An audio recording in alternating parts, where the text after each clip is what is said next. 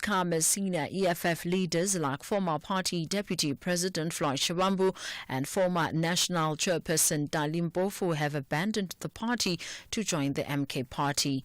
Malema was speaking ahead of the party's march to the Constitutional Court today. Malema says that he will protect the EFF against Zuma's attempt to destroy it. No Zuma is going to destroy this organization. It was not formed by Jacob Zuma. This organization is the one that fought Jacob Zuma. This organization is the one that is going to fight Zuma, and it will win. Even if we don't win in the immediate, we've got age on our side.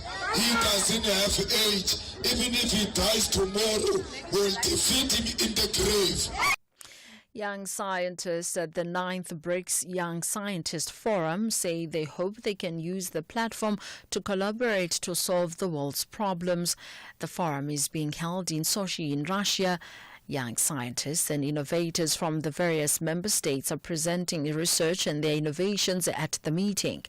Climate change, food security, renewable energy and artificial intelligence, among others, will be discussed. South Africa's head of delegation, Moses Basitere. I'm excited, and in most of the cases, what excites me most, for the SDGs, most of the trying of these projects are trying somehow to meet all the SDG goals that we have. And I think most of these young people are bold enough to tackle these challenges. And we have young minds are coming in. These are probably the youngest people that are coming through, determined to try to resolve the current challenges we're facing.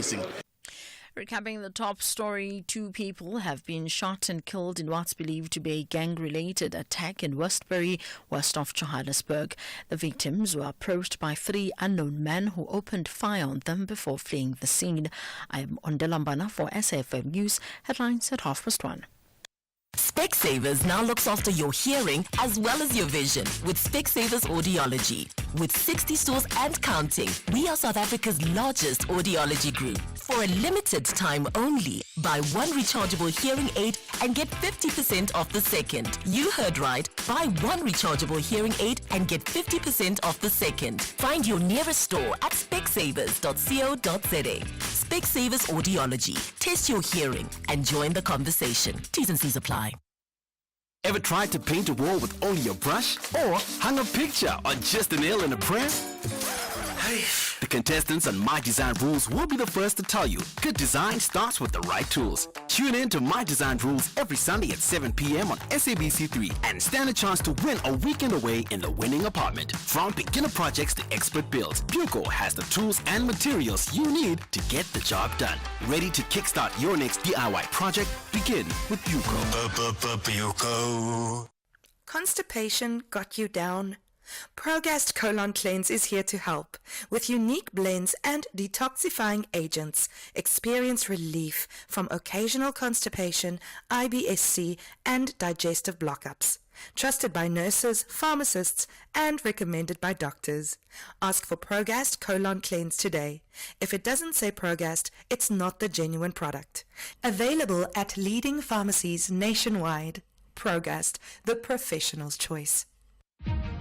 The SAFM Playwriting Competition is back. After receiving hundreds of entries last year from South African writers of different ages and ethnic groups sharing their stories, now the time is yours. It's your story. You decide. SAFM invites all writers to explore the medium of sound, the theatre of the mind, and to create a 1-hour radio play in English. Get writing now and submit your play before the 3rd of February 2025 for a chance to win one of 3 large cash prizes. For more information, visit safm.co.za. SAFM, leading the conversations that move us. The Full Circle with Bridget Masinga, Monday to Friday, 1 to 3 p.m.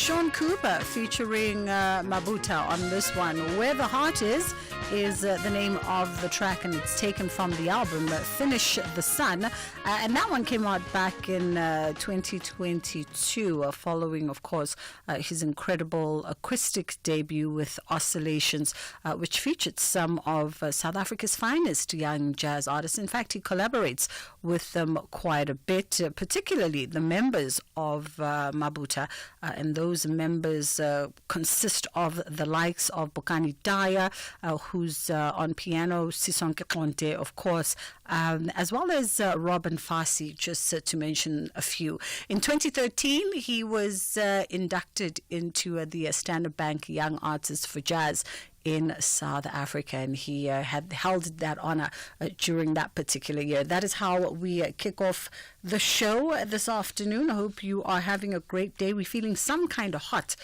this side. It just seems particularly hotter than usual, but I guess we shouldn't be complaining, right, considering that it is 4 days before December, and so this kind of heat is to be expected all over the country, really, as we fully get into the summer season.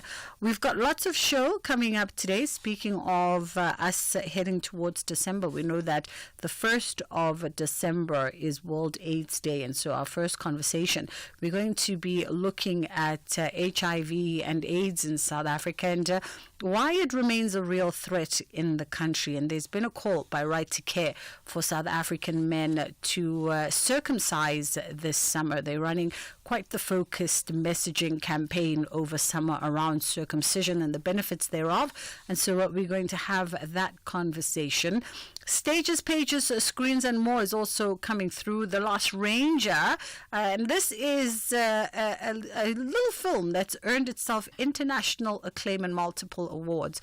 So we're going to find out more about that. As to what is The Lost Ranger and why it's getting all the global buzz. On the other side of 2 o'clock, because it's Tuesday, can you believe it's only Tuesday? We're going to continue with the health and wellness theme for the day, and Kopano Cohen is going to be joining us, and we're looking at mental health around the festive season. It's always a triggering time of the year for those who struggle with mental health, and so Kopano is going to share with us some insights there.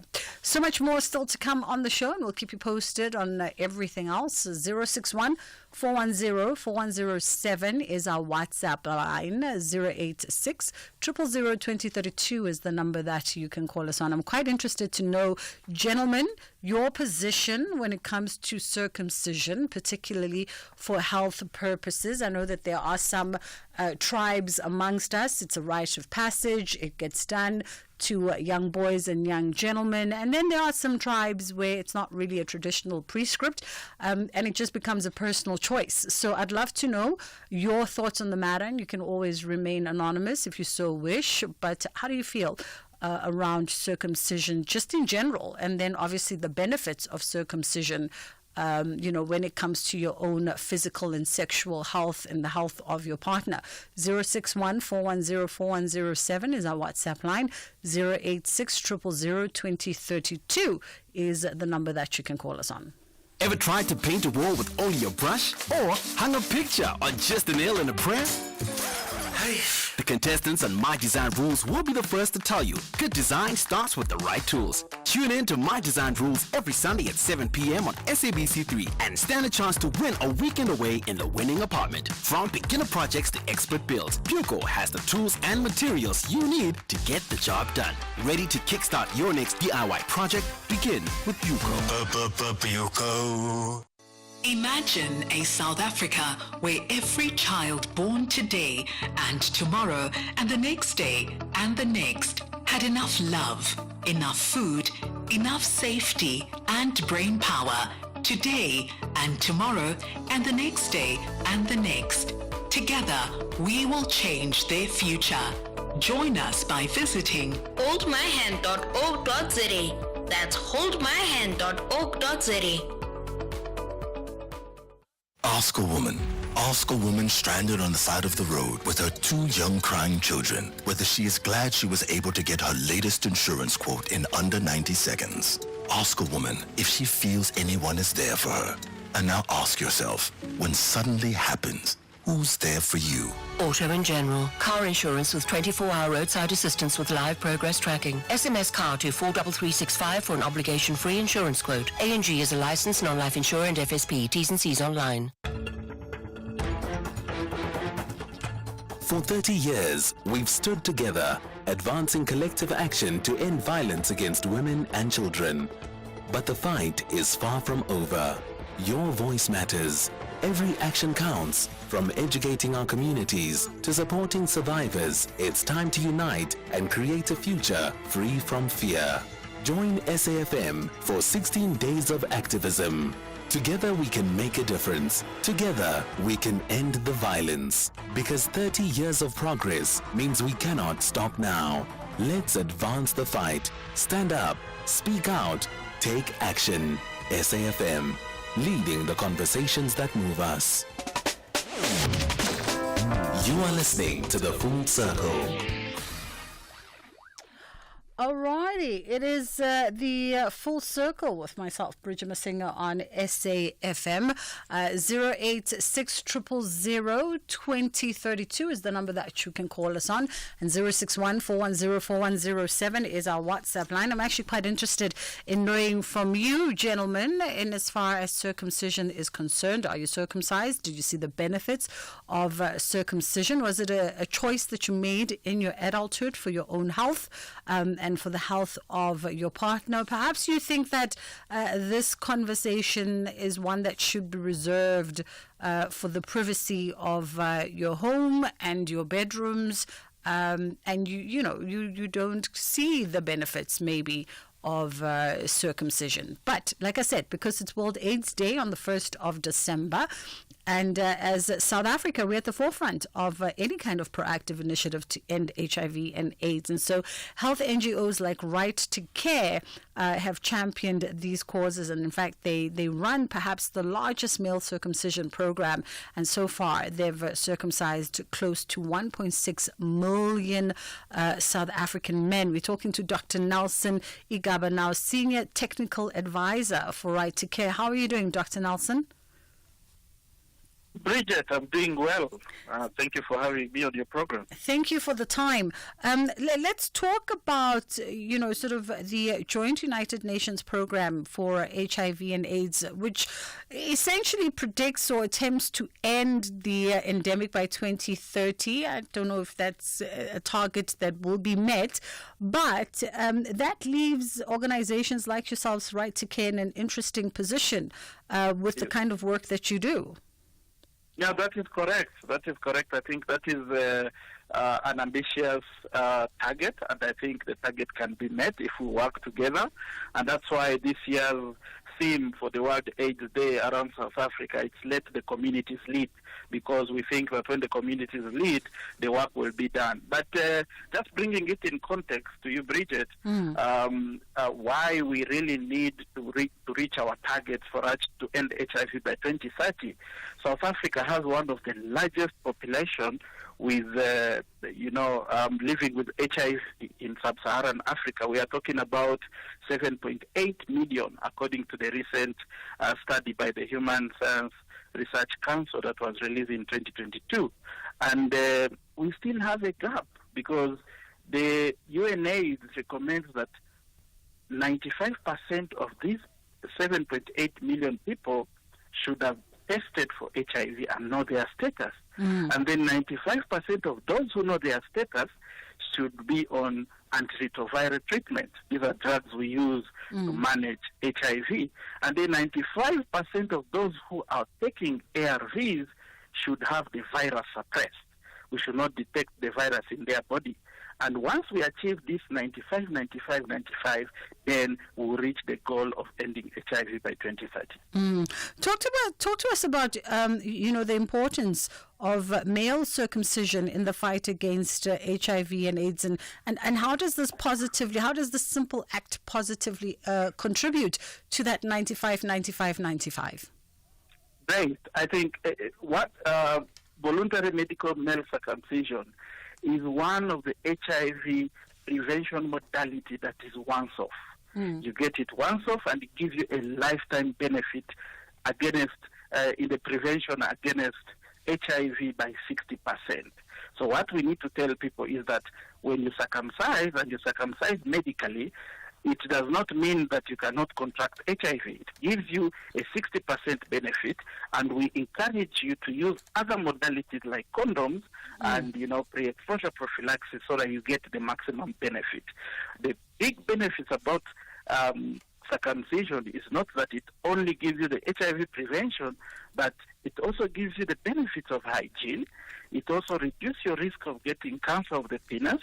It also reduces the risk of transmitting the virus that causes cancer of the cervix in your female partner. So the benefits are broad for such a procedure that takes a short period. And do you find that the communication around circumcision has been succinct, and is it something that's being received positively amongst the male population in the country? Yes, we've had some positive response across the country. However, I think we need to just look at it broadly as a man. When you look at the South African man, we know that there are challenges in health-seeking habits, and these are issues related to, masculinity, that we know broadly around the country, where there is, stigma, being seen in a queue at the clinic seeking health care. You'll be looked at a weak person, and being looked at someone who is weak in the community because you're seeking, or being stigmatized because of the type of illness you have. So we still have a gap that I think we need to close, so that we get at least 80% of the males 15 years and above circumcised, for us to be able to reduce the rate of the new HIV infections in the country. Because, we do have the tribes, I'm thinking, for instance, like the Xhosa tribes, and who obviously go through circumcision as a rite of passage. For young boy children, and then you do have other tribes on the opposite end who don't have to necessarily go through, so it becomes an elective thing as an adult male. And when you talk about that apprehension and stigma, I've often heard conversations, when you lean into some conversations when men are speaking privately, there's often a bit of an apprehension and a chuckling around the conversation of circumcision, even though if there's somebody in the crowd who's advocating for all the health benefits that you've listed, there always seems to be an apprehension in electively going for a medical circumcision. Yeah, correct, Bridget.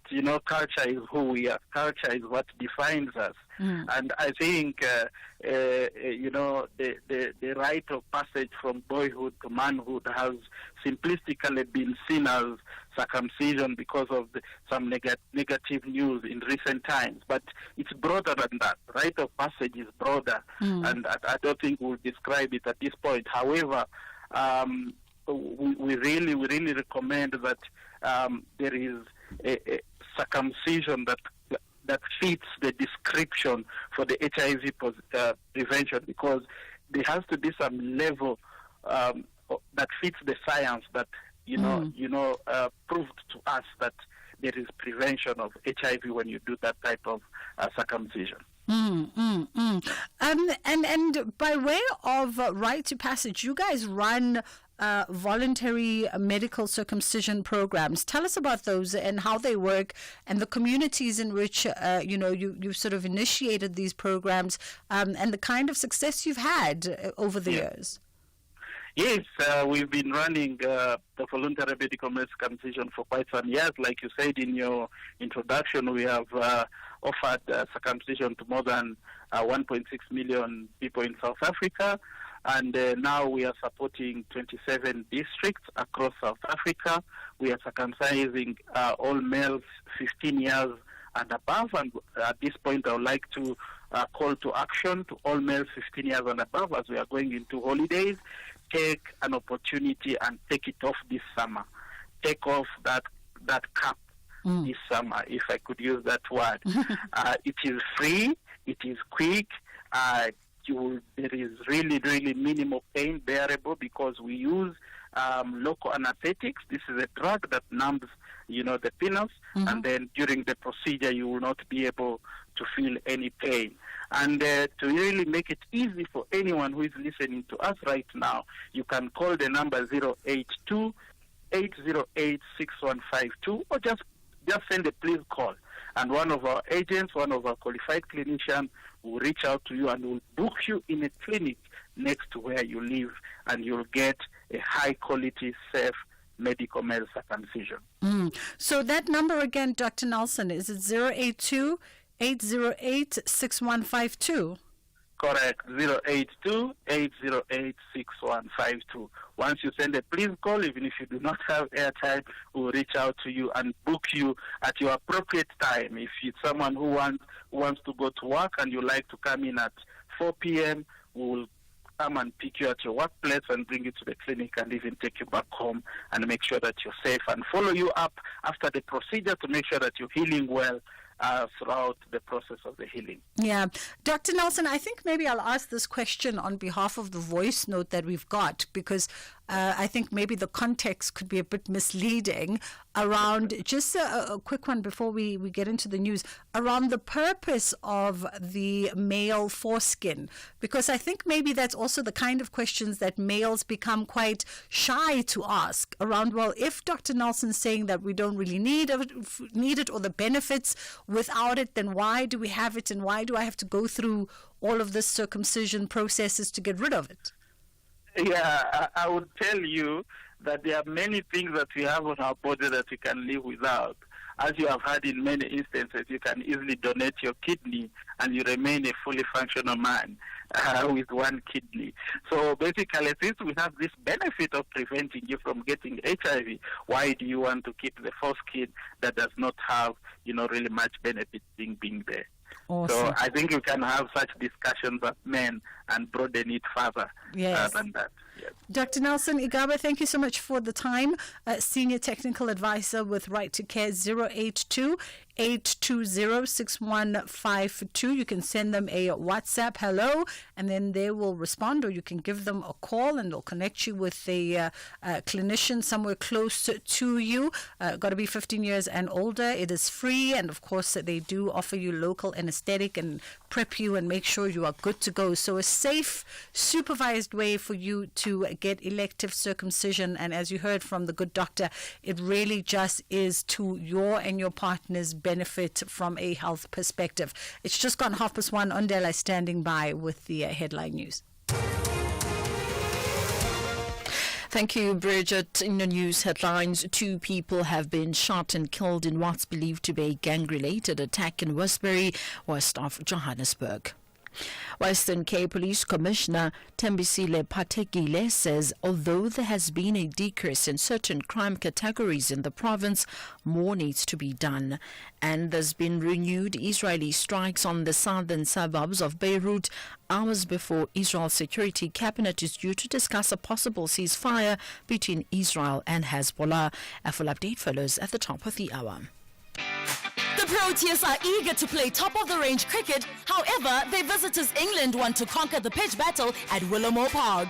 Africa takes on Europe. What is summer without cricket?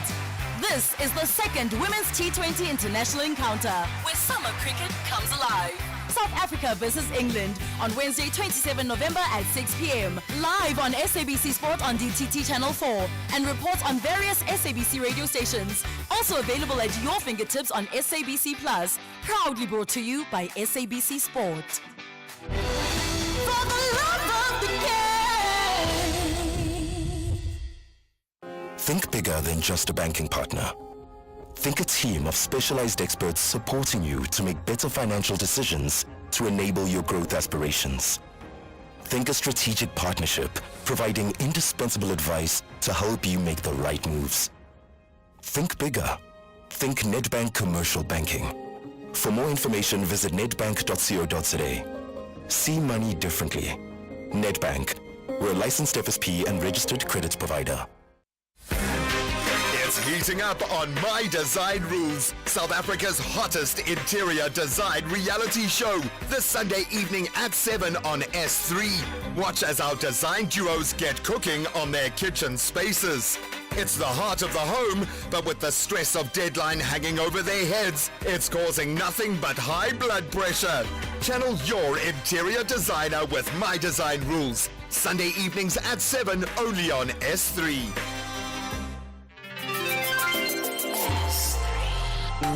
The Full Circle with Bridget Masinga. Monday to Friday, 1 to 3 p.m. All right, we're going to get into stages, pages, screens, and more. And since its release, The Last Ranger has received multiple accolades, including Best Narrative Short Film at the Pan-African Film Festival. Joining us now on the line is the director of The Last Ranger, Cindy Lee, and David S. Lee, who is one of the writers and producers. How are you doing this afternoon, guys? Cindy, you good? Yes, hey, how are you doing? Thanks for having us. Happy to be here. I'm great. Thank you. Thank you so much for joining us. David as well, thank you for tapping in. Let's talk. Hi, Bridget. Hi. Let's talk about this film because it's getting quite the accolades and, recognition now internationally. Like I just said, it's been included at the Pan-African Film Festival, Best Narrative Short Film, and at the San Diego International Film Festival as well. It's even, from what I'm understanding, qualifying for an Oscar contention. Give us the synopsis. David, you're the writer. Hi, brother. You go. You go. You wrote it. Morning. So the story is based around a true story about a rhino that was poached in the Eastern Cape about 12 years ago. And the characters in the story are lifted from people who are affected by the poaching that is going on in South Africa. It's the rangers who are protecting the rhinos who are affected by it, and the families who are often, in some cases, drawn in to a poaching scenario because their desperation to provide for their family. And the lead characters are the female anti-poaching ranger and a young girl who lives in a nearby village. And the two meet under these circumstances, and this beautiful relationship forms, and they discover their enjoyment and passion for wildlife together, and then they are confronted by this outside dangerous aspect of poachers, and it's what happens when all this gets together. And it's a beautiful story about relationships and survival and rebirth and love, really. And it's all based around this story of conservation. Yeah, and also just a beautiful angle, I think, to centralize a global theme like conservation around really a more familial theme on community connection, rebirth, as you've mentioned, David. Not often do we hear these stories told from this particular perspective and lens. Exactly. And I think the very lucky thing for us is the actors that we cast under Cindy's beautiful guidance have really lifted these stories out of the page for us. And the Eastern Cape, where this film takes place, is where Cindy and I both grew up in boarding schools, and so it was very close to home for us. I certainly knew that the story of rewilding the land and nurturing the land back to health on these game farms, which is the theme through the story. This was incredibly important to keep, I think, to make people aware of and remind people about the love of the land and how people really fight so hard for everything in South Africa, because it's it's Africa, and once you get that soil on the feet, it's very difficult to wash it off. It's incredibly meaningful to so many people, and I think the story really shows that. I think Cindy really brought it to light. Yeah. Cindy, I mean, interesting project for you. A departure, for instance, from your previous projects like The Girl from St. Agnes. For you as a director working on telling this story, what becomes the most important aspect for that human connection, for those who go into theaters, who go into cinema, to really just track and follow the story of The Last Ranger?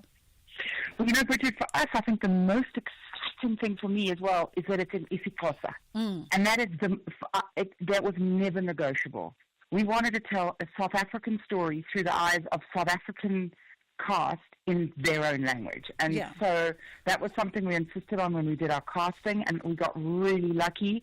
Our little girl was the first time, Leabona, that she'd ever done anything, and she carries this film. And for me, telling this story as honestly as possible was what was really important, and that's all down to a really good script and really good casting. And that was just something that we really concentrated on a lot, And the thing is, a lot of people would be curious as to how do you, how does, for instance, a global audience in Canada, for instance, follow and track a story that's told in such a distinct South African native language?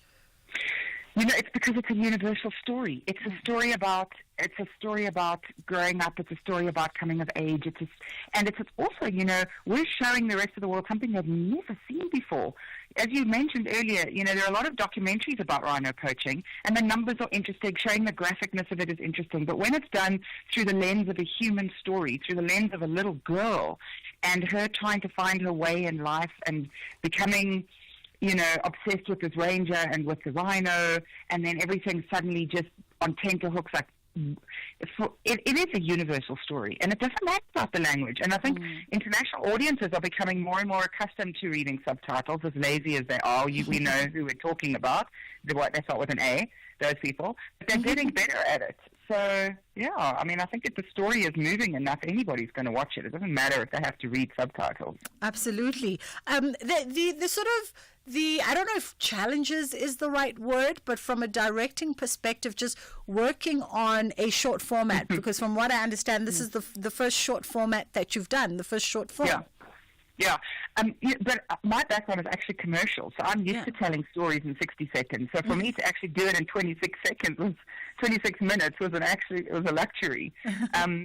But and I think that most of the compliments we've received is that people say the film feels like it's a full-length film told in 26 minutes, because we were able to capture so many emotions and the arcs and the ups and the downs in 26 minutes. So I don't think it was a challenge at all. I'm quite used to telling succinct stories. I think it was 26 minutes isn't too short. Not at all. David, if I throw it back to you, just by way of capturing the authenticity of these communities, what does that process look like, especially from a writing perspective, for you and the writing team? Was it going into the communities and really just immersing yourself in their lived experience and sort of getting more intimate and more detailed with them and the things that affect them? Yeah, Bridget. Like I said, we grew up in boarding schools in the Eastern Cape. So from an early age, I was 10 years old, and beginning and end of every school term, Cindy and I would get on the train and go from Joburg to the Eastern Cape on a 23-hour train trip. And you spend so much time, so I would grow up there, and it's a long way to come home for midterm break. So I would spend my time there with my friends from the Eastern Cape. We would go to their farm or their farms, or, I would stay in East London, or it was always the neighboring towns and the neighboring cities. And Grahamstown is, it's right in the heart of it all, of the Eastern Cape there. So you're immersed, we grew up immersed in that environment. And then my dear friend William Foles, Dr. William Foles, who is the vet who actually saved this rhino 12 years ago along with his team out at the Kariga Game Reserve. And William's farm is now part of this game reserve that we write about. And I've grown up listening to the stories that he tells and all the conflicts that they're involved in and all the work that they do with their surrounding communities and the support that they give, and then in return the support that the communities now gives back. So it's this full symbiotic relationship that the farmers and the game reserve owners have with the communities as far as teaching and lifting up goes, because without that community, it's very difficult to run a successful business. And then without the farms and the working farms and the successful farms, be them reserves or cash farms, cash crops and livestock, then it works the other way as well. You know, without that, then those communities don't have something to provide for their families. So with all that in mind, I had a very rich tapestry in my head of stories to draw from, of people to draw from, and of first-hand experiences to draw from. And I love that so much. You know, I loved the boarding school. I loved growing up in that environment. You know, and you're immersed in it when you're out there. You're away from home for 3 months at a time. Yeah. And what are you doing on the weekends? You know, you're running around, you're playing with your mates, you're hanging out, you're sneaking off to the local villages and playing with kids there.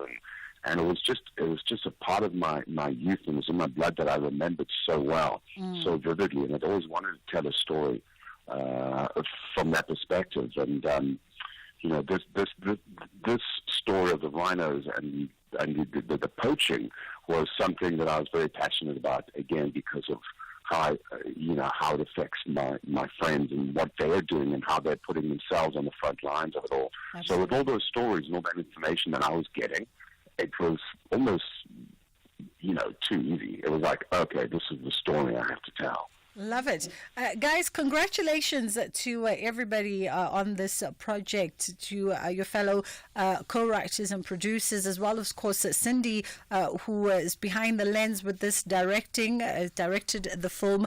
Rose and Oaks doing incredible things there, and the accolades so far for The Last Ranger are as long as my arm, and hopefully by 2025 we'll be calling you guys back and we'll be celebrating an Oscar win. No, it looks like it's a done deal. It's a done deal, guys. It's a done deal. Thank you. We love that enthusiasm. Go, girl. I'm going to go get my tuxedo right now. There we go.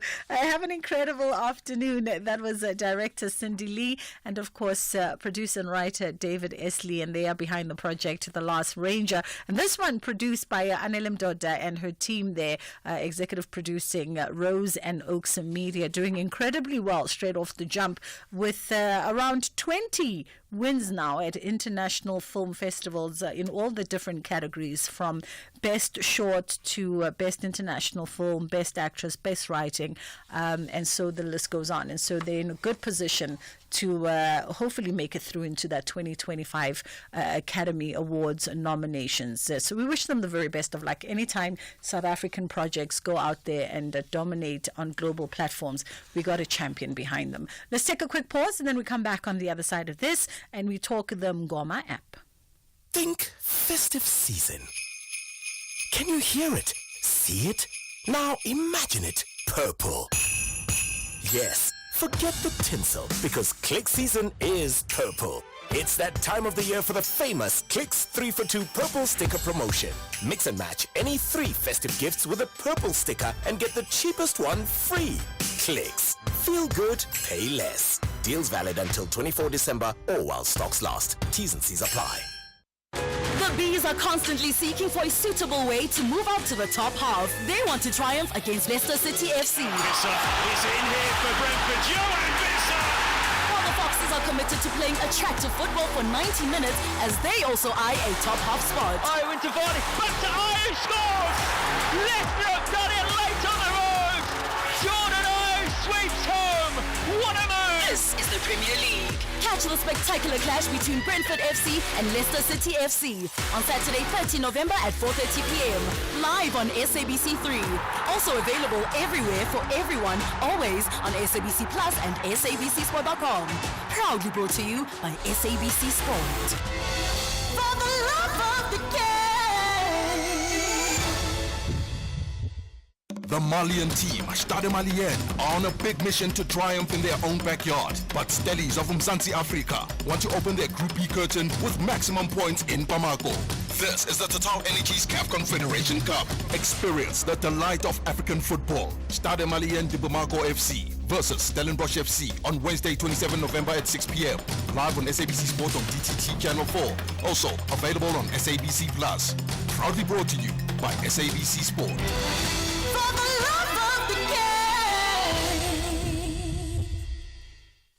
Mzansi, don't miss out on the Powerball jackpot estimated at 77 million rand this Tuesday. All right, you heard me correct. 77 million rand. Play Powerball for an estimated 77 million rand jackpot today, and you could be toasting to big millions. Buy your tickets now in store or via the nationallottery.co.za, the mobile app, cell phone banking, or simply dial *120 *7529 hash for the USSD. Panda Pusher Play. And remember that players must be 18 years or older and play responsibly. Ituba is the proud operator of the National Lottery. The Full Circle with Bridget Masinga, Monday to Friday, 1 to 3 p.m. We are catching up now with Lebogang Rantau, who's the founder of Ngoma app. So, we want to find out more around what is Ngoma app. It's a newly launched app that's making strides in reconnecting South Africans with their rich cultural heritage. But let's find out exactly how it works. How are you doing, Lebogang? Hi, Bridget. I'm well, thank you, and thank you for having me. Only but a pleasure. Okay, talk to us about Ngoma app. Essentially, what is the application? Well, Ngoma application is an application that helps people find and consult traditional and spiritual healers, as well as have the ability to purchase traditional and spiritual goods from the merchants and vendors that are listed on our platform and have them delivered to their homes. Oh. So that's pretty much all that, in the simplest term, what it is. Oh, interesting. Okay. Now, how do you sit as a tech innovator and decide that actually, let me make access to traditional healers and traditional facilities something that's well accessible? Well, the biggest challenge really for me that I noted was it was really around the whole stigma and negative connotation around traditional spiritual healers in our country, and it baffled me because when you look at the statistics information, you can find out that a large number of our country's population actually utilizes it in some way, shape or form, But again, the problem is it's like a rather black thing. It's something that's passed on through word of mouth, and the communication sometimes can stagger and lack, honesty. So I thought, why not have a centralized place where people can not only find but consult traditional healers, as well as get traditional goods, and even create a resource bank or an information pack in terms of providing information on the history of spiritual and traditional healers and how it's played a role in the lives of not just South Africans, but Africans and the world at large. I think my producers just want to change the line quickly there, Lebogang. We just got some static fuzz coming through, so we just want to try you on WhatsApp or try you on a different line. But as we do that, let me tell you what else is coming up on the show. We still are going to be in conversation with Kopano Cohen, who's going to be taking a look at mental health conversations around the festive season. That's coming up on the other side of 2 o'clock. So we can have that conversation. All right, Lebogang is back on the line with us. So tell us essentially, how does it work? Like, is it like an Uber Eats for a gogo? Can you hear me properly now? Yes. Okay. So I wouldn't necessarily call it an Uber Eats, I characterize it as an application that helps people discover their spirituality, and an application that really provides people the convenience for things that they, to put in a best way, may sometimes lack the energy or the drive to actually pursue. You know, some people may be quite, not frustrated is the word, but afraid of going to areas such as your Guamaimai or Farate, you know, intimidated rather is the word, by everything that's there, you know. But they may need the resources and the items that are there. So we provide them with access to get things like that. But at the same time, before you know what you need, you have to get guidance. And that's where the healers come in part, you know. So we really are trying to provide a full suite service for a person who's trying to pursue their spiritual journey and make sure that they can do that from the comfort of their home or anywhere in the world. Now, considering that oftentimes when one goes, I mean, we indulge a conversation around African spirituality in all of its forms on this show, so we are not strangers to this conversation. So considering how nuanced, an experience is with a healer, right? No two gogos are the same. No two gogo experiences are the same. No two prescripts are the same. It just really depends. How have you sort of worked around that? So if I download Ngoma app today and then I say, I'm looking for Mkulu in, central Joburg. Tell me, paint a picture for me. What happens? What is the tangible resource? So are you connecting me to my closest gogo in central Joburg, in my geography, and then I can go consult with them, face to face? Or are we setting up a Zoom situation via a DM on the application? How does it work from a technical perspective? So one thing that we did was try to limit it to an area-specific geography, right? And in doing that, what was quite apparent to me, and it really is what is the case around spirituality, is that at the end of it, it's your intuition and your guide that leads to what decision you make. So if you log onto the app and you find that you're resonating more with a healer who's in Eastern Cape or who's in Cape Town, and that's what your intuition is leading you to, you're able to book a consultation, and the consultation happens through the application with our integrated video and conferencing systems. So we make sure that you have accessibility not just to your geography, but to healers that are in and around the country and one day also around the globe. So we are very careful to not limit a person's geography to their radius and where they are, because your intuition may not relate to the people or the options that are presented to you. Something from someone from further away could be calling to you, and again, providing experience through an app gives the person the ability to actually have that experience. Okay. And then how do you get the traditional healers on your app? How have you spread the word around them? And these are, traditional healers. Yes, there's a couple of modern, Gen X gogos out there, or Gen Z gogos out there.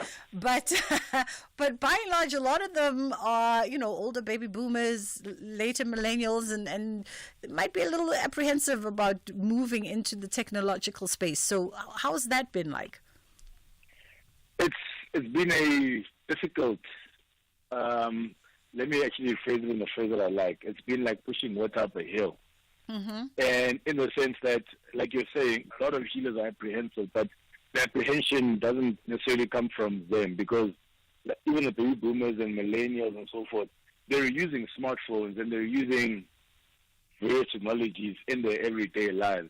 But the challenge that we came across once we were inside and really trying to recruit healers is that they don't really have the final say in how they should provide the consultations. So for a lot of healers, we found that their guides want them to actually see a person physically, and they want the person to be in the Ndumbene presence for them to actually get the help. But for some healers, they've been able to navigate and speak and plead with their guides, because you get someone calling you from Congo or from DRC looking for help, and they're not able to get to you, but you are obliged to help them because that is a gift. And again, the other half is there are those who are very open and very willing to be on a platform like this because they see the value of a platform like this and also helping them expand their accessibility and ability to assist others, not just in the country, but across the globe. So we've had a mixed bag, but it's been more who are inclined to try and, trying to find ways to hopefully convince the latter that joining this is quite beneficial for all the patients and the patients to come. Yeah. Well, listen, very interesting concept indeed. And it'd be interesting to know, in about 2-3 years, how much traction you've had on this platform, particularly with the healers and just understanding the dynamics of how a lot of them function in their environment. To your point about a lot of them wanting to physically see you in presence in order to be able to do what they do. I'm not even going to ask how you then get the prescriptions to the relative clients who then need to go and do the things, because it's also a little bit of this and a little bit of that and a little bit of this. And so it'd be interesting to see how this app develops. In my mind, I'm thinking half modern yellow pages, half Tinder swipe left, swipe right, half Uber Eats, come get your parcel, and then it will be delivered to you in Sandhurst without anyone ever seeing that you've gone into a Gogo Zindumba. Lebogang Randau, thank you so much for the time, and he's the founder of Ngoma app. So if he's intrigued you, that app is available for you to download.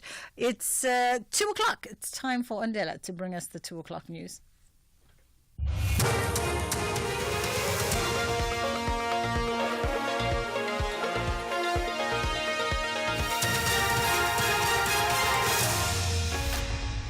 Thank you, Bridget. Top stories at 2. SARS raid Sean Mkhize's mansion and trial against accused in Ramaphosa's farm theft set to start next year. For SAFM News, I am Ondelambana and a very good day. KwaZulu-Natal police have confirmed that the South African Revenue Service is conducting a raid at the La Lucia mansion in Durban of socialite and businesswoman Sean Mkhize. Mkhize, also known as Mam Mkhize, is the owner of a local soccer club, Royal AM. No further details are available at this stage. SARS also raided the Mkhize home in 2019 after allegedly owing the taxman more than 140 million rand. 2 people have been shot and killed in what's believed to be a gang-related attack in Westbury, west of Johannesburg. The victims were approached by 3 unknown men who opened fire on them before fleeing the scene. No arrests have been made yet and police are investigating. Gauteng police spokesperson Demakatso Nebuli. The police in Sophia town are investigating a case of murder after 2 people aged 36 and 43 years old were gunned down last night in Westbury. It is reported that the victims were sitting with friends when they were approached by 3 men wearing masks. Both victims were declared dead. The motive of the shooting is unknown at this stage, and the police request anyone who may have information that can assist with the investigations to contact the Crime Stop line at 08600 10111. Western Cape Police Commissioner Tembisile Patekile says although there has been a decrease in certain crime categories in the province, more needs to be done. Crime statistics show a reduction of 8.7% in murder. Police Minister Senzo Mchunu released the quarterly stats in Johannesburg yesterday. Patekile says they remain concerned by gang activity, drug-related crimes and murder hotspots. Any drop to us is an achievement, but we would want to have more reduction in many of those crimes. Many stations that have shown a reduction on murders, the top 30 stations, we're grateful of that because it's an effort, not by only the police, but by the communities themselves. There are still those that we must focus on. For example, if you're looking at Fulani on the part of all conduct crimes, they're top number 1. But when we looked at the crimes like murders and the hijacking, they showed a decline. The trial against 3 accused in the February 2020 theft at President Cyril Ramaphosa farm has been set to start on the 19th of May next year in the Modimolle Regional Court in Limpopo. The accused, Emanuela David, Floriana and Ndilanasho Joseph, allegedly broke into Ramaphosa's farm and stole over $580,000 stuffed in a couch. Accused number 1, David, was denied bail and he's deemed a flight risk. Magistrate Peter Mantata set the trial date. The case is postponed until the 19th of May 2025 for trial. Case number 1 is still in custody. Case number 2, we are on extended bail. 1.8 is for failure to come warrant of arrest authorized against him. Bail money or bail to the state. You understand? There's been renewed Israeli strikes on the southern suburb of Beirut hours before Israel's security cabinet is due to discuss a possible ceasefire between Israel and Hezbollah. Meanwhile, local politicians in northern Israel have expressed anger about the potential ceasefire deal. The BBC's Yolande Nell has the details. Israeli media are widely reporting, quoting an Israeli official saying that when the security cabinet meets later at about 4 o'clock local time, they are expected to vote in favour of this ceasefire agreement. Now, I should note that that is something that, many defence analysts are saying does appear to be that the best deal that Israel can get from what they know of it. Nothing has been publicly announced, but there are a lot of reservations that are coming through, particularly from communities in the north of Israel close to the border.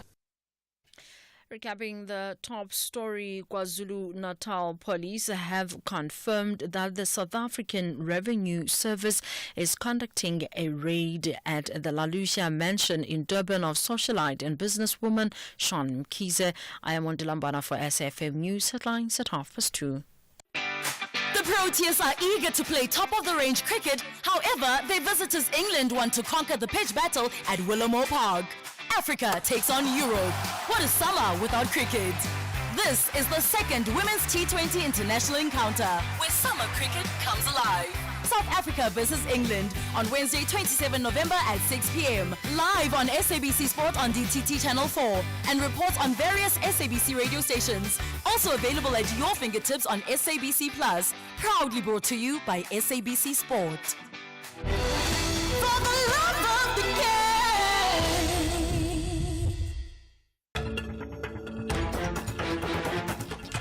For 30 years, we've stood together, advancing collective action to end violence against women and children. But the fight is far from over. Your voice matters. Every action counts. From educating our communities to supporting survivors, it's time to unite and create a future free from fear. Join SAFM for 16 days of activism.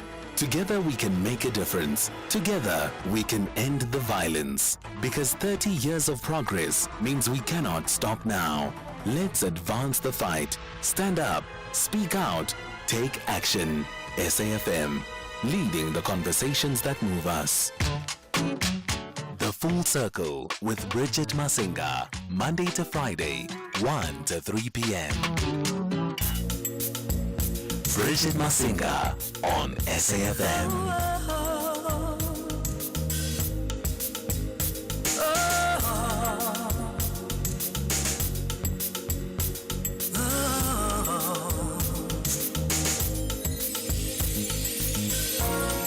Kamago kunini nabakuthi ohlamba ngobubeke hlamba ngegazi ndilo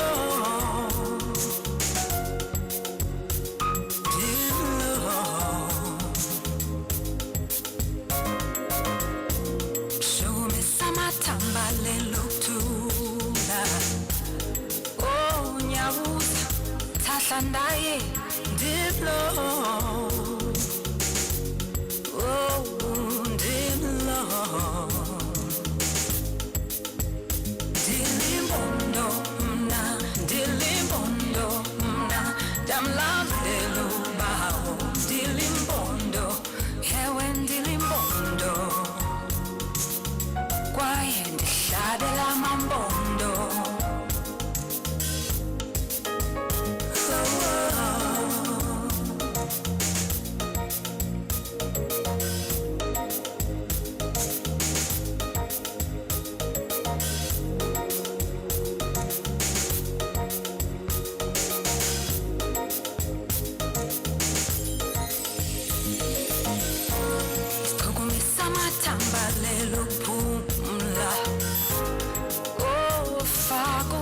Damase spelekazi tamagu.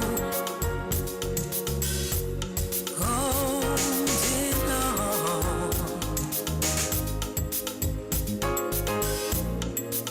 When I greet my fathers, both living and departed, I say,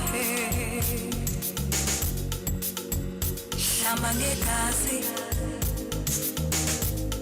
Oh, Dilimondo, Dilimondo, Damlandelo, Dilimbondo, Ewen Dilimbondo,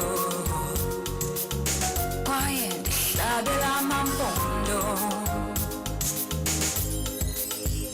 Dilimbondo, Dilimbondo, Damlandelo, Dilimbondo.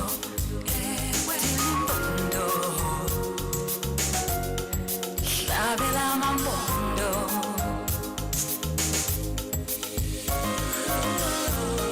Nyabusa Tasha Dayene Faku Umushi Siqelekazi Ndamase Hlamba ngobubende Mambondo Kamaku.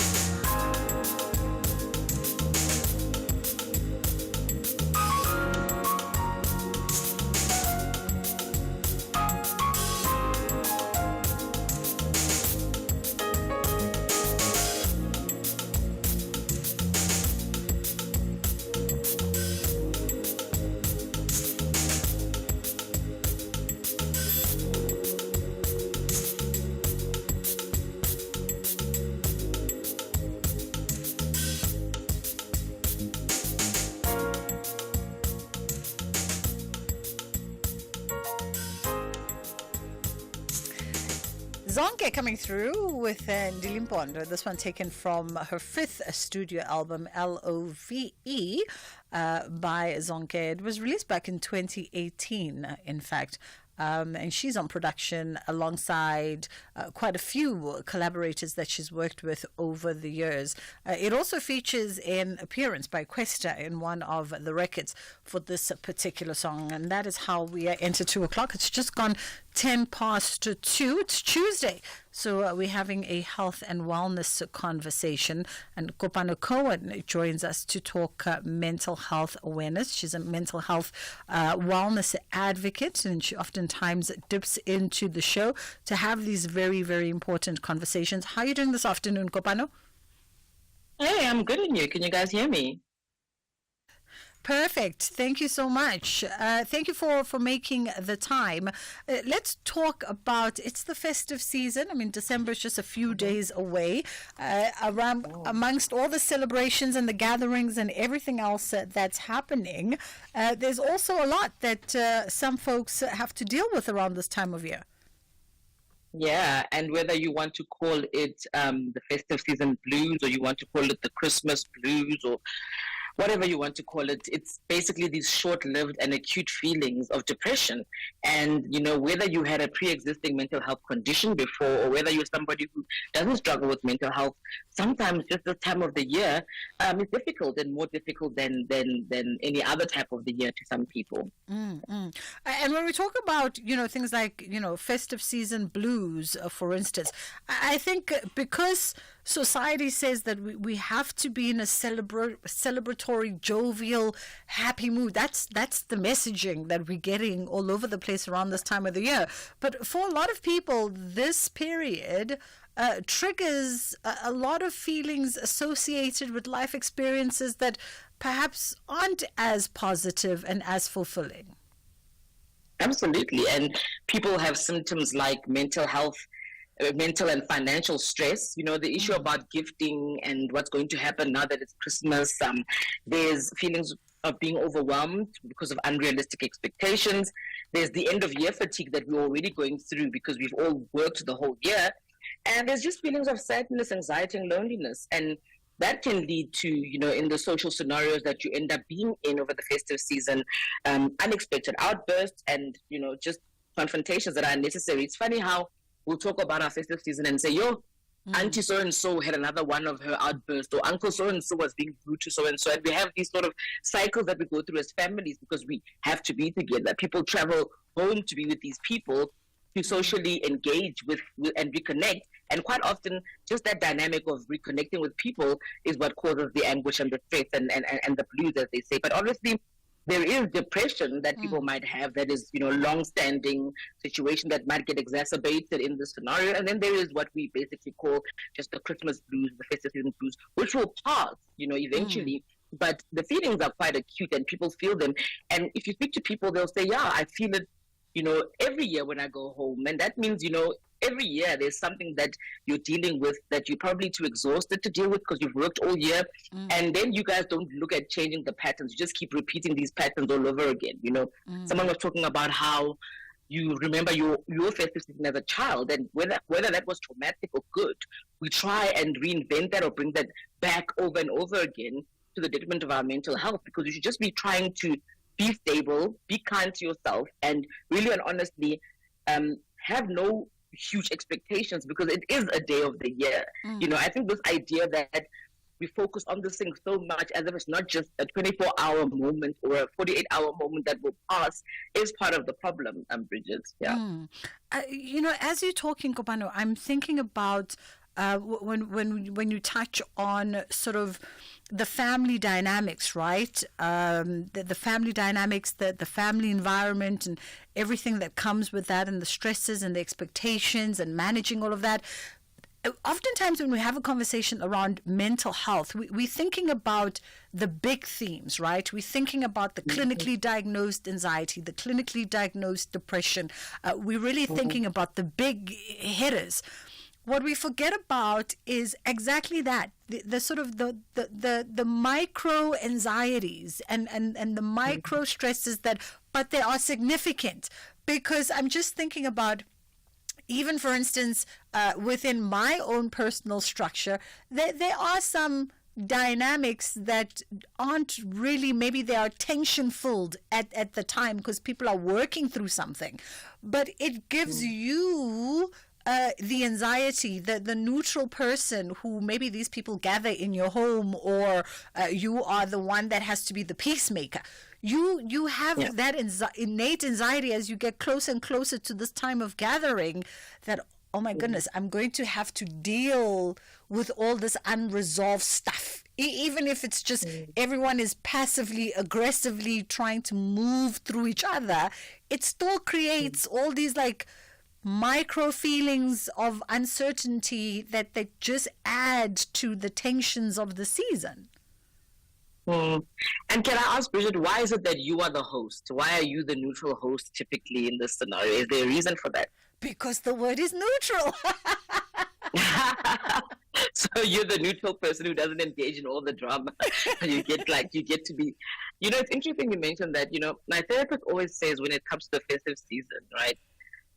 Bring your don't bring your inner child with you. Bring your most fortified, mature self to these gatherings, because triggers that you quite often will go through come from the childhood, the early days, and then they keep replicating themselves. And then because there's no stopgap, no change, no big transition, it stays the same every festive season, like Groundhog Day, Yeah. And obviously, and I've got quite a few tools that I want to tell you about, Bridget, but for me it was quite poignant when somebody said, don't bring your inner child to these events, the festive season. Bring your most fortified, mature self, because your most fortified self won't be triggered as easily. We'll be honest, we'll know how to set boundaries, and we'll actually, know when to say I'm stepping out, or I'm stepping away, or I'm going to be neutral in this scenario. Yeah. But because so many of us bring our childhood selves, that this wounded child, that either festive season was difficult because you were raised by a single mother and there was no money.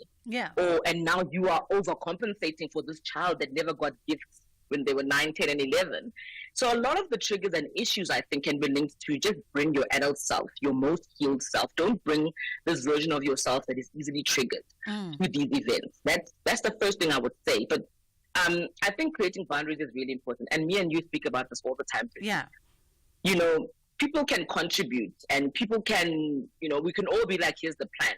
but there's always that one person who ends up lumped with most of the expectations. And in my case, it's been me, you know. Before I got married, it was, Kopano, you know, she's the most organized of us, you know, Kopano always gets things done. And Kopano, now there is a new interesting concept called weaponized or malicious incompetence, which is another thing I've learned. So it's also called strategic incompetence, where someone knowingly or unknowingly demonstrates an inability to do certain things to make you do it. So they'll say, in the workplace, they'll be like, oh, you're so good with Excel. Oh, please help me with this document. You're so good with Excel. Yes. Or, oh, you know, and it's weaponized because that person knows that by saying certain phrases, they make you feel good enough to go and do the thing. And then the boundary that you have set is completely broken down. Be aware of malicious or weaponized incompetence. We all have it in our families. People who can do something but choose not to do it, which leads to the situation of, where are your boundaries? So you set the boundary to say, I'm going to bring the pastries. Yes. You know, somebody says, oh, but you're so good at making that potato salad, you know, how'd you do that again? And they know that if they use certain words, you'll be like, oh, okay, you know, like Little Miss Perfect, I'll do it. Be aware of this sort of weaponized and malicious incompetence from family members during that gathering. And push back and say, well, actually, yes, I made this thing last year, but you know what? I can give you my recipe and you can do it. Absolutely. The problem with being the person who's holding everything on your shoulders is that ultimately you will crack. And ultimately you have anxiety because I have all the things that are on your list to take off. Other people are going to bring the chicken. That's it.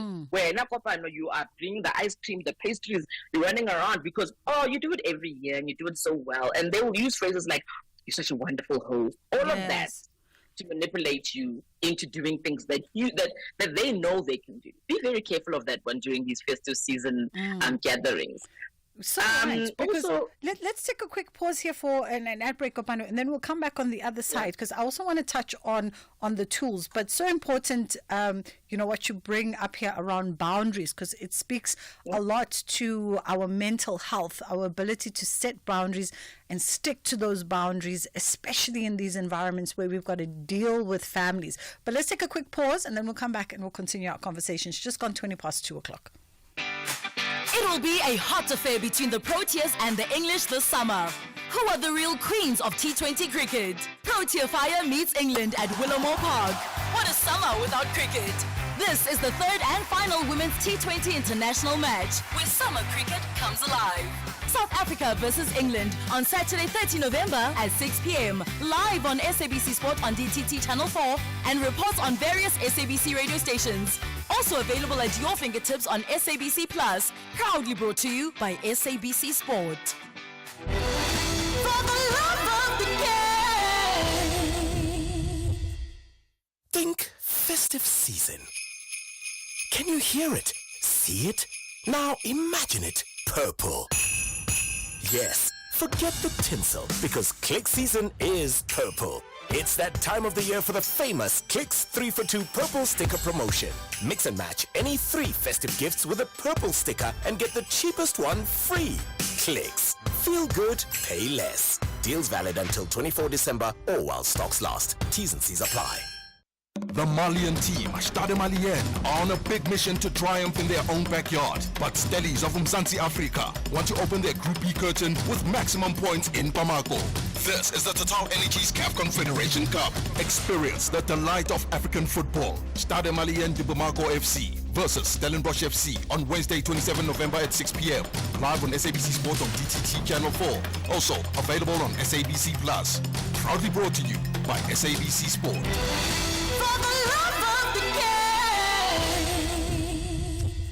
So you don't want to miss out on the Powerball jackpot that's estimated at 77 million rand tonight. You heard right. Play Powerball for an estimated 77 million rand jackpot today. And you could be toasting to big millions. Buy your tickets now in store or via the nationallottery.co.za, the mobile app or cell phone banking. Or of course, you can simply dial *120 *7529 hash for USSD. Panda Pusher Play, and players must be 18 years or older. And remember to play responsibly. Ituba is the proud operator of the National Lottery. The Full Circle with Bridget Masinga, Monday to Friday, 1 to 3 p.m. We are talking around mental health during this festive season, and we're just touching on a variety of topics with a mental health wellness advocate, Kopano Cohen. Let's talk about, the tools, Kopano, because we need those. We need that toolkit. We touched a bit on just self-awareness and boundaries, which is such an important part. And I've got 4 more. Yeah. I've got 4 more for you, Bridget, and I think these will help you. And I think if you implement these, you should be able to see some kind of change because I've done it. Okay. So here, say no. Okay. No is a full sentence. People hear this on the internet all day, and from people like Mel Robbins and other sort of podcasters saying no is a full sentence. And then you take it on board, but you never do it.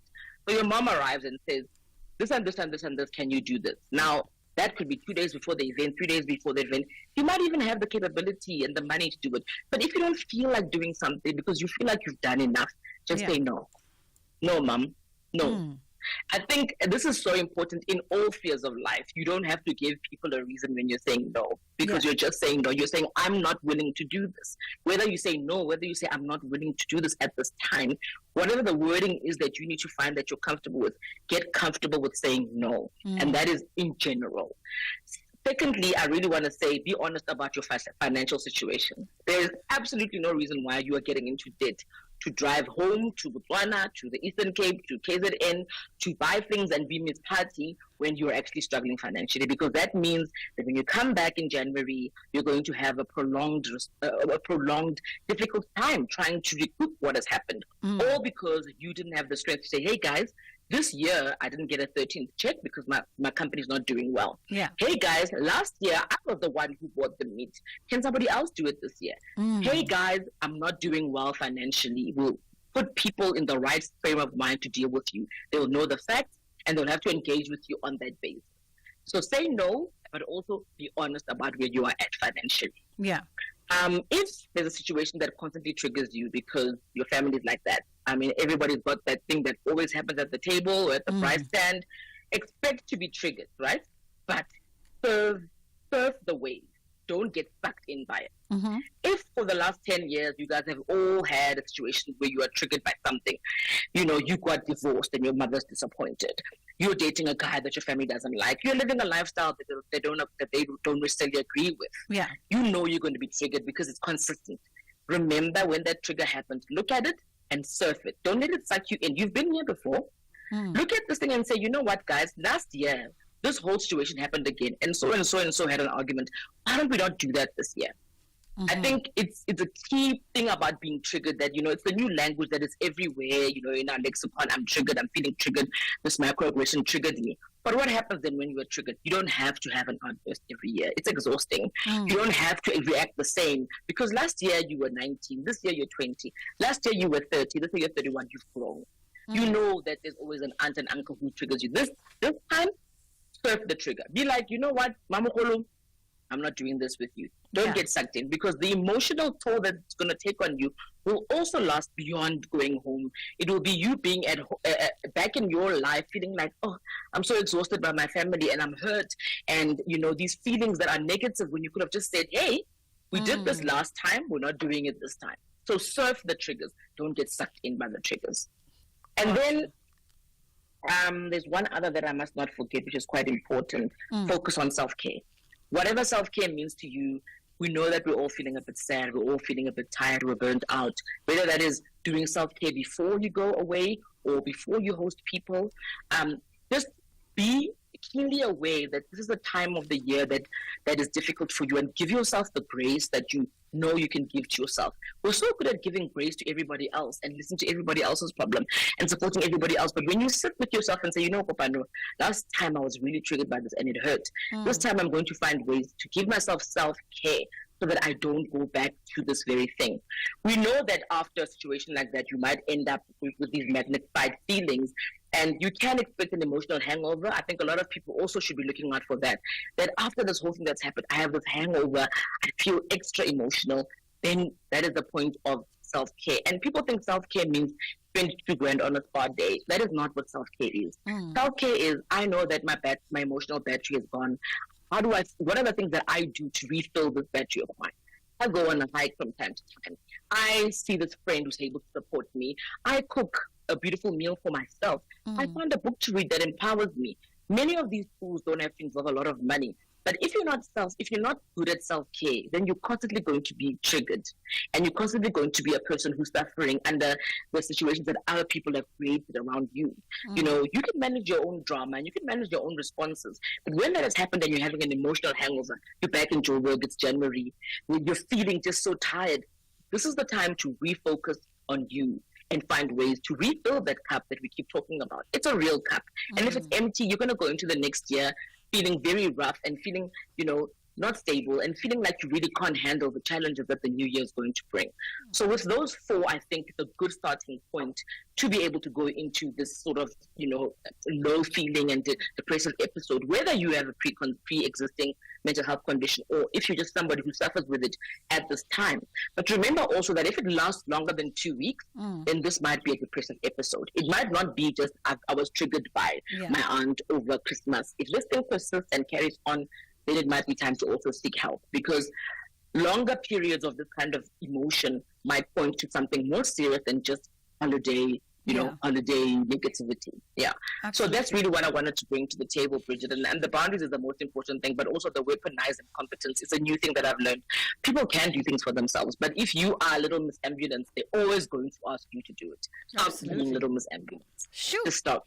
All Just right. Stop. I mean, listen, I always love a little compassionate heart talking to, and I think my listener definitely appreciates it as well. Kopano Cohen, always a pleasure. Thank you for making the time. And Kopano is a mental health wellness advocate. I hope you got those pointers. Boundaries, saying no, because as Oprah says, no is a full sentence with a beginning and an end. Surf the situation and, of course, focusing on your self-care. It's 2:30. It's time to catch up with the headline news with Andela.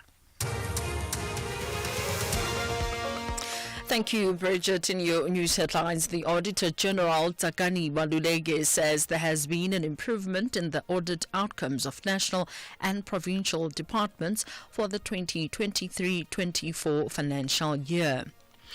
KwaZulu-Natal police have confirmed that the South African Revenue Service is conducting a raid at the La Lucia mansion in Durban of socialite and businesswoman Sean Mkhize. No further details are available at this stage.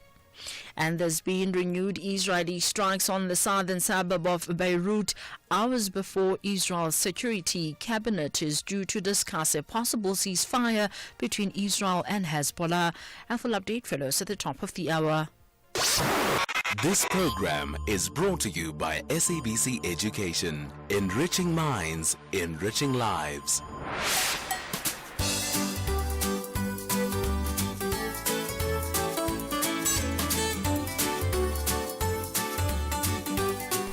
Good day to everyone. My name is Vitepon Tembu. I would reward myself by buying a small gift or any fun gadget or accessory. Before receiving my exam results, I feel nervous and anxious. What helps me stay calm before receiving my exam results is breathing exercises and practical exercises. Hello everyone. My name is Mbene Pawe. If I pass my exam, the reward it will be my mom will take me out to buy some burgers and spoil me to trusting that I worked hard for passing my exam. Thank you. Greetings everyone, I am Avekoma. I would reward myself with a shopping spree after exams, celebrating my hard work regardless of the results I might get.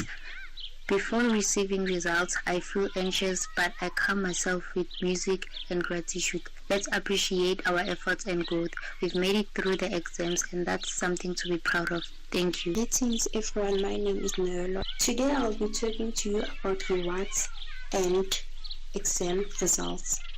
If I could give myself a reward for my hard work after writing exams, it will be a fun day out with my family and friends. Right before I receive my exam results, I feel anxious and worried, but remind myself that I did my best and that one set of exam results doesn't define my whole future. To stay calm, I talk to my family and friends and do relaxing activities like reading, or listening to music. Hello guys, my name is King David Igene and I am 10 years old.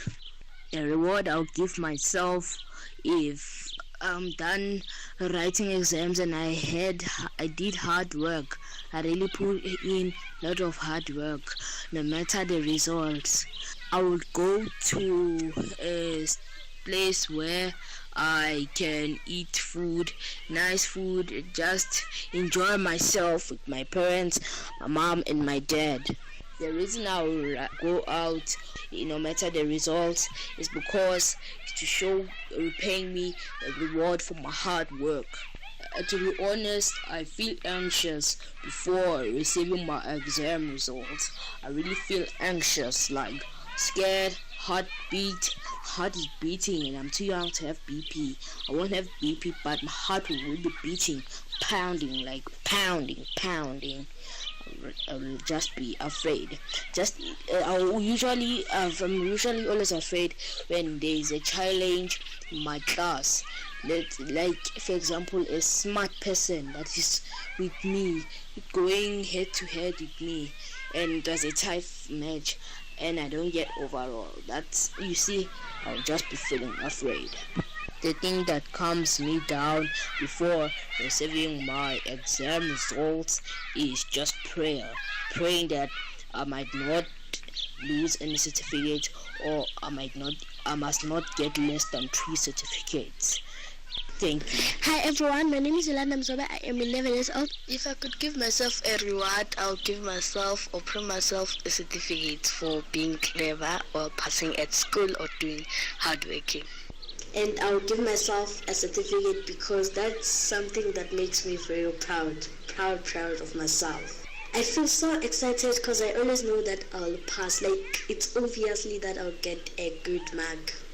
The thing that makes me stay calm before my results for exams comes, I actually don't feel scared or something, but the thing that calms me down, I just take a deep breath and out breath, like, then I'll feel much better and wait for my results and find out that I passed. Thank you, everyone.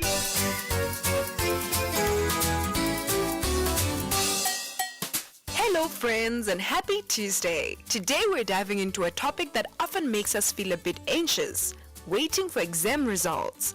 It's completely normal to feel a mix of fear and worry, but there are plenty ways to keep a positive mindset during this waiting period. Let's discuss how you can take care of yourself while you wait and why it's important to recognize the effort you've put in regardless of the outcome. First, take a moment to reflect on all the hard work you dedicated to studying for your exams. That's definitely something to be proud of. Your effort is like planting seeds. It contributes to your growth, even if the results aren't exactly what you anticipated. Feeling anxious? That's perfectly fine. Reaching out to someone you trust, whether it's your parents, teachers, or friends, can really help ease your mind. Sharing your concerns can lighten your emotional load. Instead of dwelling on worries, try to keep yourself engaged. Go outside to play, dive into a good book, get creative with some drawing, or hang out with friends. Engaging in activities you love can serve as a great distraction and help you feel more at ease. While exams are important, they're just one chapter in your story. One result doesn't define your entire future. Life is filled with opportunities to learn and grow. If things don't go as you hoped, it's perfectly okay to try again and improve. Once the exams are behind you, it's time to celebrate all the hard work you've put in. Treat yourself to a favorite snack, enjoy a movie, or simply take a moment to breathe deeply and say, I did my best. Rewarding yourself for your efforts reinforces the idea that hard work is just as important as the results. Lastly, always have faith in yourself. You are capable, resilient, and intelligent. Regardless of the outcomes, your dedication will always yield benefits in the long run. Stay calm, take pride in your efforts, and remember that every experience contributes to your growth. Now take a deep breath and smile. You've got this.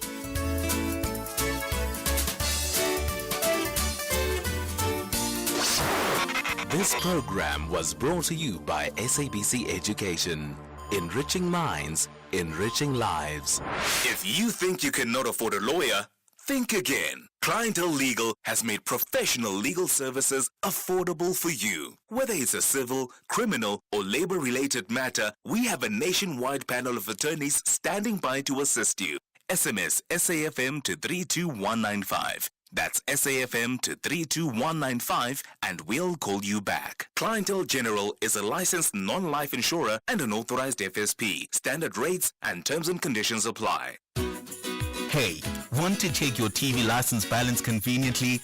Look no further. Our SMS service allows you to do just that. By sending a message containing your ID or TV license number to 44210, you can quickly access your balance without needing multiple inquiries or waiting on hold. Plus, standard SMS rates apply. Take advantage of this efficient method to stay informed and streamline your payment process today. T's and C's apply. My name is Jabu Masangu, aka Shuffle the Pack, aka 1 Hour Swing. I start my day with a short prayer. I give hugs to my kids. I'm very playful. I love all the genre, but Kwaito is number one. Kwaito is our culture. About the late Mendoza, about the late Mapaputsi, and I could relate. And it's in us focus. Ivory Coast for me, it was a beautiful country. I know Utabanye Batandes in Indabo, Mauritius, Nanades, Window is a love. SABC Sport, this is the main one. Wonkela Mayama channel, Azalwe, because of SABC. Catch Jabu Shuffle Masangu unpacking the beautiful game in a lingo you love on match days. Live on Latuma. Proudly brought to you by SABC Sport. For the love of the game.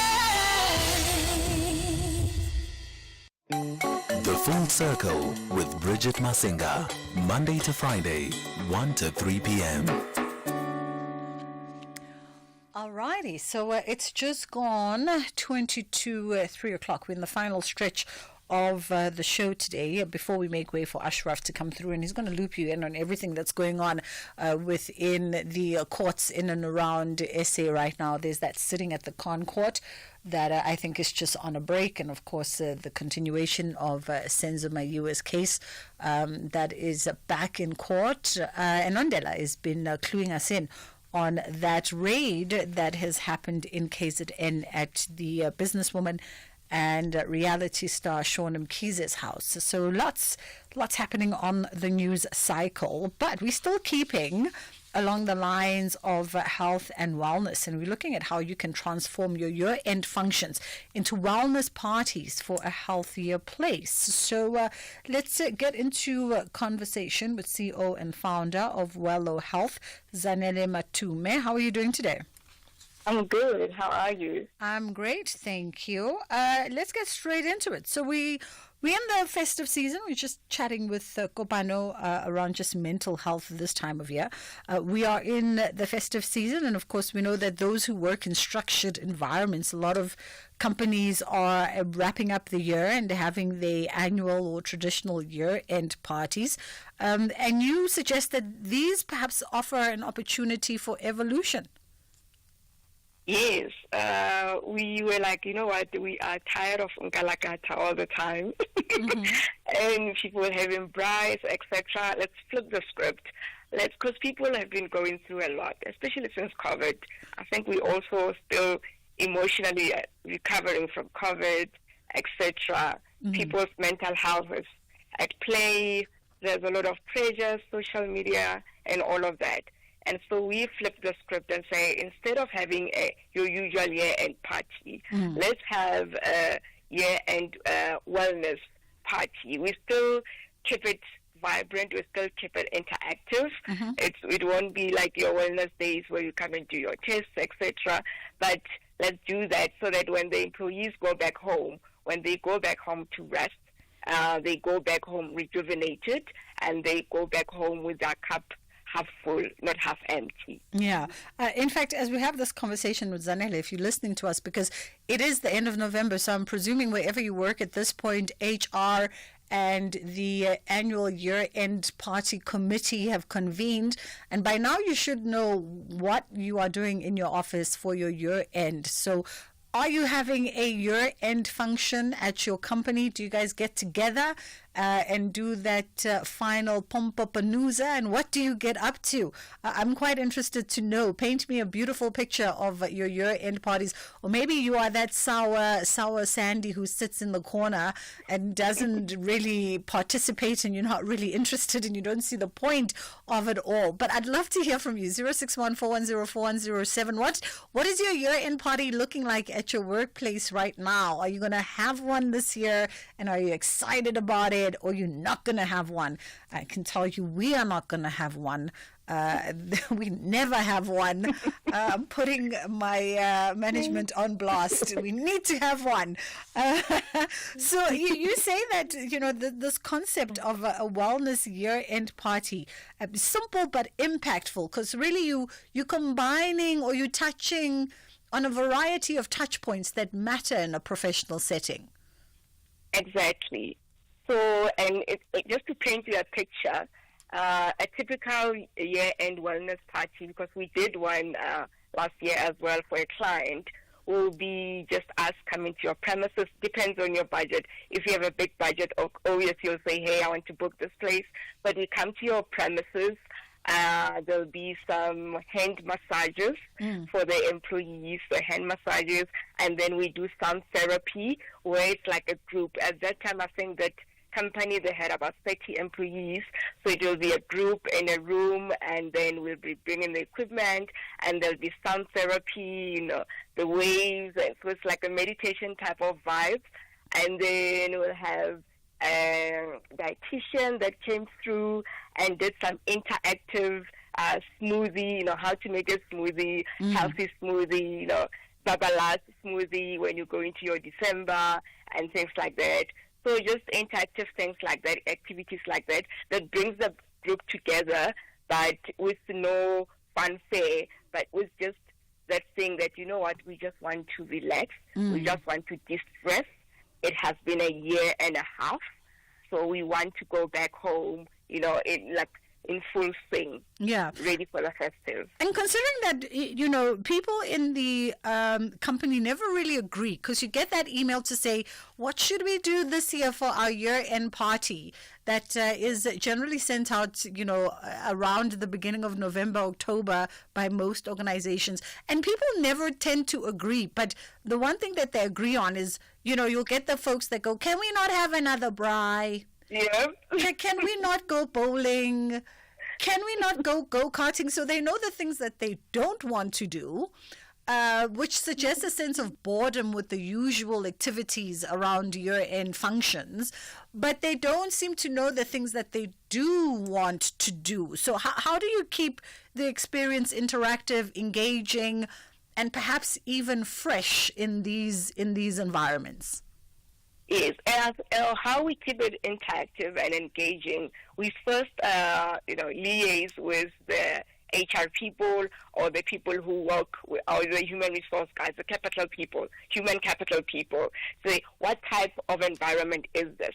What type of team is this? Because the reason people get bored is that, even when I was in corporate, year-end functions, whether it's at a 500 member employee company, 50, etc., all the same, braai, food, booze, and so now we just talk to the HR people and say, is this an ad agency? Is this a tech startup, etc.? What type of people? What do they deal with? What are their pain points, especially emotionally, things that sap their energy? How has the year been this year? Some businesses are going through rough patches and things like that. There have been retrenchments, etc. Then we customize it for the environment so that it speaks to the employees. It's not a copy and paste where now we do the same thing for whether we are at Coca-Cola, whether we are at Zanella's company with 5 employees, or whether we are at a big company. So we customize it, but we first find out the pain points. What has the people been going through this year? We are dealing with the end of this year. So what have they been going through? What pains, What challenges? Did they lose even some members of the staff? Maybe people died. It's in the mining industry or high-risk industries. And then we do it like that and say, okay, there's been a lot of grief in the company. There's been a lot of loss. Somebody had cancer, etc.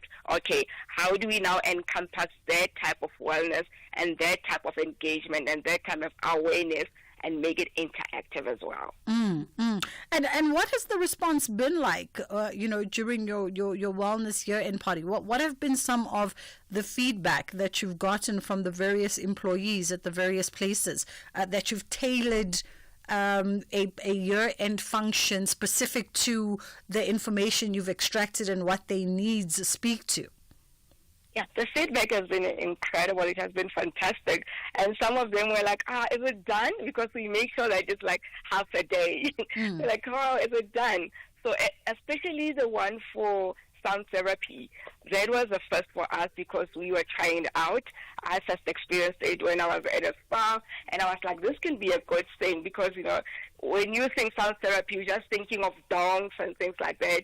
But then it goes deeper than that. It's great meditation, there's religion agnostic access. So they get excited when they experience these new things. And also when we had the dietitian where she would practically let you know, 2 bottles of Savannah is close to how many slices of white bread, how to eat healthy, and how to eat for sustainable weight maintenance, not, things that you do just quickly, etc. So it was just exciting. And them creating their own smoothies. Now you're doing your own smoothies with the rest of your team. And if it's a corporate, they will say, hi, we can even bring blended smoothie cups or this small portable equipment. So the experience has been quite great. And the reception. People are like, okay, this is different. This is different and we like it. And this is just so soothing because we need that. Yeah. I mean, I think you've definitely given corporates who are listening some tips maybe on things that they should be considering moving forward. In fact, if you had to leave them with a final tip, HR and the year-end function committees that are listening to be like trying to get ideas, what would be the tip that you give them, the top consideration as they finalize on the plans for their year-end parties? My last word to them will be that it's all about you having a holistic employee or a holistic team player, because this is a full person. This is not just a workhorse. This is a full person. Let's look at their holistic well-being and let's show them that we care. All right. Zanele Matume, thank you so much for the time. If you are listening to the show, so I'm just curious to know, as you listen, I'd love to hear from you on our WhatsApp. We can have a quick family touch base. We haven't had one of those in a long time. What is the year-end party event for your company this year? What has HR said? The people that are there's always a little community of fellow colleagues who get together to plan and strategize around the year-end function. What is everyone planning? What are you doing? Are you going out to a local restaurant and having a long lazy lunch? Are you planning a braai somewhere fabulous on a Saturday afternoon? Are you taking the day off and going to do something more interactive, a little go-karting, a little putt-putting? A lot of organizations as well are hiring those food studios, studios like Why Cook, and going there to have food experiences. So I'd love to know what's on the cards for you and your colleagues this year. 061-410-4107. What are you doing for your year-end function? And invite us, because we don't have one. So I might as well come to yours. Bridget, hello. I remember I was working for one of the legislatures in South Africa, and we had Wellness Day where the massages and all of that, they were coming in. We had Tai Chi and end of the year party. Like, there were different themes every year. It would be a picnic, it could be a braai. It was beautiful. On Women's Day, we'll actually be pampered by the male employees at work, and the staff turnover dropped. everybody was happy in that institution. And after that was stopped, it was a different story. So I think sometimes companies do take for granted the wellness and self-care of employees. And I feel that it's important and it's needed. Thank you. This is Tiff. Yo, Bridget, interesting question you're asking. So, I think I've been working for about 10 years. So, in the 10 years, I've worked for 3 to 4 companies. The first 2 companies I worked for in my career, we used to get vouchers at the end of the year. Then we'll have like a year-end function at work. The other, I think they used to take us out. And we'll also get like a bonus.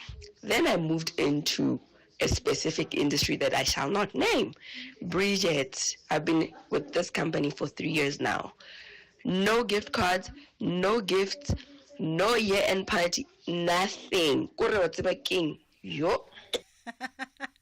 And actually, you know what? To Piso's point, and both our listeners, it does something about it, right? Throughout the year, we talk a lot about, camaraderie, building and retaining your staff. And I think a lot of companies don't see the value of bringing your people together for the purposes of socializing. Because coming together for strat sessions and, updates on company statuses, that's not us socializing. That's talking business. So you need to create spaces where your colleagues come together and build that camaraderie, build their relationships, just woosa, let their hair down, talk about everything except work. And Tapiso, you are so right. I also worked for a different entity at one point where they were a believer. The top execs were a believer in any excuse to get us all together. So whether it was year-end parties with events throughout the whole of December, from a cook-off. The cook-off used to get so competitive, would steal each other's pots and ingredients. And the cook-off was like budgeted by the company. So you'd get into teams, different color codes. And then each team will be allocated 5,000 Rand to go buy the ingredients. HR will set up the stoves and they'll bring all that hardware. The stoves, the utensils would block off the parking lot and we'd just do a cook-off the whole day. It was crazy. If you ever listened to that station, you knew when the cook-off was happening. It was madness. And then, January would have the welcome Duze, welcome back. And conscious that a lot of the people in South African society are single parents with responsibility. So to my caller who's talking about vouchers, those vouchers in January have saved me so many times in previous years. Because at the Welcome Tuesday, you got grocery vouchers, 1,500, 2,000 Rand across the board for everybody. And you got your little Welcome Tuesday vouchers and it would tide you over until January 25. But it did something, and it said something about the company caring about you over and above you just being part of a workforce that generates profits for them. Very, very important. 061-410-4107. I can hear the pains, by the way, in our other callers.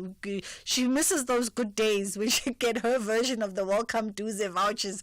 061-410-4107 is our WhatsApp line. Let's go to WhatsApp. Hey, want to check your TV license balance conveniently? Look no further. Our SMS service allows you to do just that. By sending a message containing your ID or TV license number to 44210, you can quickly access your balance without needing multiple inquiries or waiting on hold. Plus, standard SMS rates apply. Take advantage of this efficient method to stay informed and streamline your payment process today. T's and C's apply. So you don't want to miss out on the Powerball jackpot that's estimated at 77 million Rand this Tuesday. You heard right. You can play the Powerball for an estimated 77 million Rand jackpot today, and you could be toasting to big millions. Buy your tickets now in store on nationallottery.co.za or via the mobile app, cell phone banking, or you can simply dial *120 *7529# for USSD. Panda Pusher Play. And remember that players must be 18 years or older and play responsibly. Ituba is the proud operator of the National Lottery. The Full Circle with Bridget Masinga. Monday to Friday, 1 to 3 p.m. Bridget, good afternoon, my sister. I'm a teacher, so we have planned to go to a nice place where we're going to sleep over and relax. We'll come back the following day early in the morning. We are going to relax there, have a nice braai, nice music, and have a nice chat. It's all about relaxing the whole day and sleeping over there. It's going to be a very nice year-end function. Thanks. This is Monaheng in Paris. Monaheng in Paris. Listen, I'm looking for a holiday home in Paris, by the way. If anybody has any leads, something that's waterfront, you know where to find me. I'm on social media. But that sounds like a nice time out. I love it. I would love to know if you're bringing your spouses along on this little overnight little soiree. I'm just being naughty. But that sounds wonderful. I'm all for it. So if you guys are planning something for your year-end party, you still got some time to put a little bit of those finishing touches to it. And really, year-end events don't even have to cost that much. It just takes a little bit of positive energy, some enthusiasm, and a willingness for, HR and management to see the value in getting you guys together and just celebrating and honoring the year that was and all of your dedication and hard work that you've put into the organization. So we can't wait to be tagged on all your pictures. We're probably going to touch base a little bit on this conversation in the next coming weeks because it's December and we're winding down and we want to get a sense of what you're getting up to come December. But that's where we leave the show today. Ashraf is standing by to bring you all of those hard-hitting current affairs. For myself and my team, we will see you again tomorrow, inshallah, God willing. Have a good one.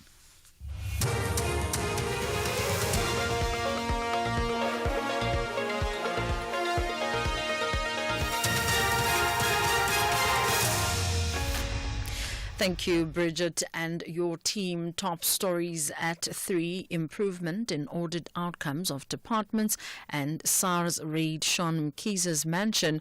For SAFM News, I'm Ondelambana, and a very good afternoon. The Auditor General, Tsakani Maluleke, says there has been an improvement in the audit outcomes of national and provincial departments for the 2023-2024